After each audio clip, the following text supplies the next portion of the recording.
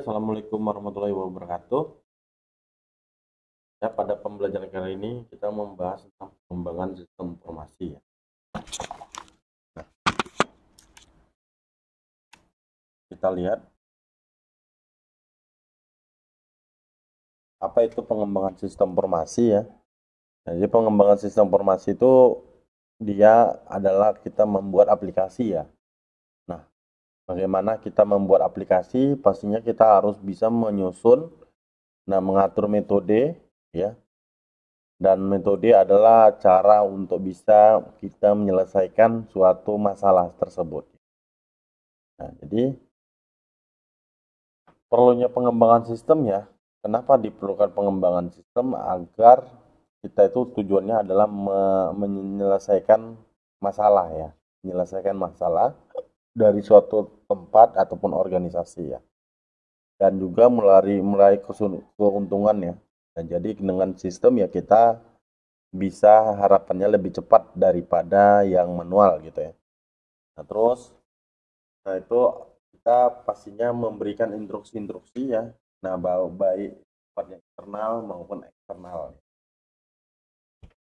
Nah, prinsip-prinsip pengembangan sistem itu ya. Nah, jadi ya pastinya melibatkan pengguna sistem, user-usernya, pegawai ya, terus ada manajer ya, dan orang-orang eksternal ya, baik klien ataupun stakeholder ya.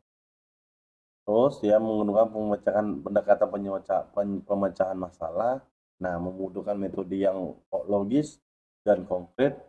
Nah, terus memiliki fase, memiliki siklus dan aktivitas ya. Terus nah itu didokumentasikan di sepanjang pengembangan agar jika berpindah tangan, nah sistem itu bisa dipelajari dan bisa diteruskan. Selanjutnya adalah membentuk standar ya. Nah, terus membentuk standar, terus kelola proses dan proyek ya. Jadi mengelola proses dan mengelola proyek. Nah, terus membenarkan sistem informasi sebagai investasi modal ya. Nah, jadi terus janganlah takut membatalkan atau merevisi ruang lingkup karena merevisi itu membuat sistem kita semakin kuat ya. Nah, terus adik-adik juga harus bersifat namanya sharing dan tidak punya prinsip seperti Superman ya kalau dalam IT. Namun kita harus punya prinsip seperti Avenger, kita berbagi, kita sharing, kita sama-sama kuat ya sama tim. Jadi nggak ada yang bisa megang semuanya, menghandle semuanya ya. Nah, terus desainlah sistem untuk pertumbuhan dan perubahan. Jadi sistem itu sebenarnya dia hidup ya. Jadi dia harus diupdate, dia harus bertumbuh, harus bisa berdiri sendiri tanpa ada bantuan IT. Nah, itu dia prinsip dari pengembangan sistem. Nah, ini dalam pengembangan sistem kita diperlukan namanya mengidentifikasi ya, kita identifikasi masalahnya, kita pelajari masalahnya apa menjadi akar masalah. Nah, terus kita membuat perencanaan, jadwal, ya kita buat planning. Nah, kayak mana caranya itu bisa mengerjakan suatu sistem ataupun proyek-proyek sistem informasi.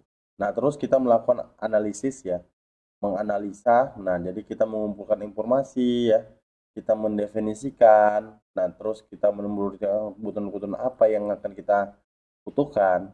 Terus menyusun dan mengevaluasi alternatif, terus mengulas kebutuhan dan pihak itu bagian dari analisis sistem. Oke, nah ini terus setelah analisis sistem kita sudah lakukan ya, kita melakukan namanya tadi apa ya? Ya. Nah, kita melakukan desain fisik ya.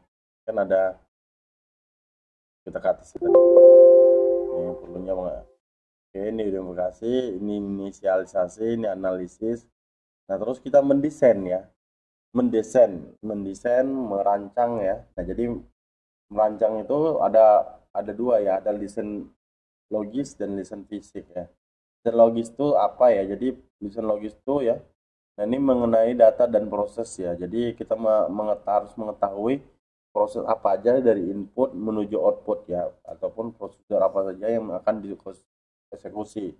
Nah, itu ada proses. Jadi ada 3, yaitu untuk desain logis itu ada input, output, dan proses.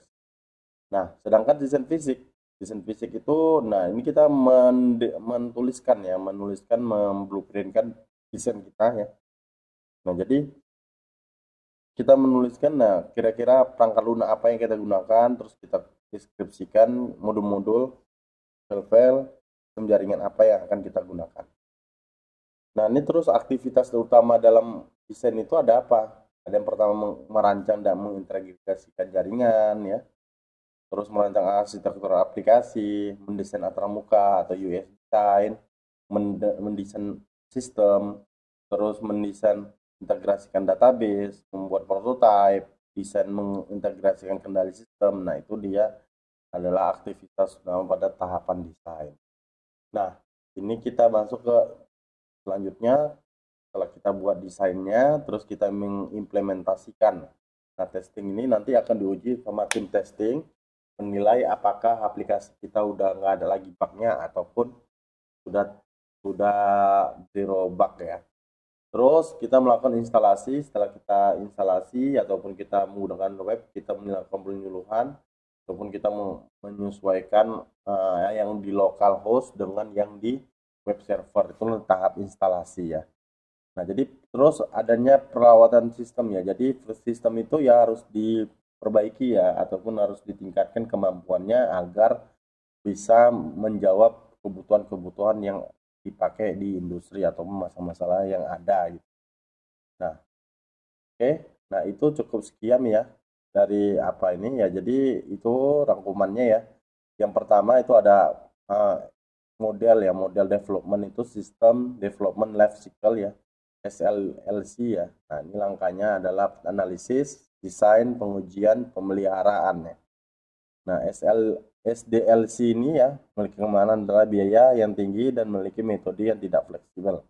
Karena semua rangka harus diikuti dengan sendirinya. Oke, cukup sekian presentasi saya ya. Nah, istilahnya penjelasan saya singkat tentang bagaimana sih mengembang software ataupun mengembang sistem informasi. Karena kalau kita mempelajari pengembangan sistem informasi ini sangat penting ya. Nah, jadi ini harus kita pelajari. Jika ada pertanyaan silahkan tanya di kolom komentar. Assalamualaikum warahmatullahi wabarakatuh.